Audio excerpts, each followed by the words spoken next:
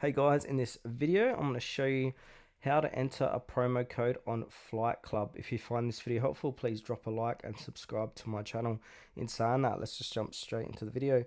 Alright, for this demonstration I'm going to be using my laptop and I'm going to open up a web browser and I'm going to head over to flightclub.com. This is the official website. So from here what you want to do is find something you want to buy. So for this demonstration, I'm going to click on some sneakers. So I'm just going to pick on some random sneakers. I'm going to use Jordan 4 Retro White Thunder. I'm going to pick my size, 10.5. It's in Australian dollars. So I'm going to click on that. Now I'm going to click on checkout.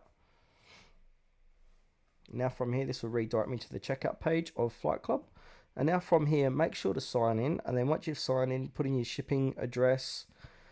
Make sure you got the right order. And now scroll all the way down the bottom and you'll see enter promo code. This is where you need to put in your promo code. Then click on apply, then go back up, and then whatever that promo code amounts to will be deducted from your total order.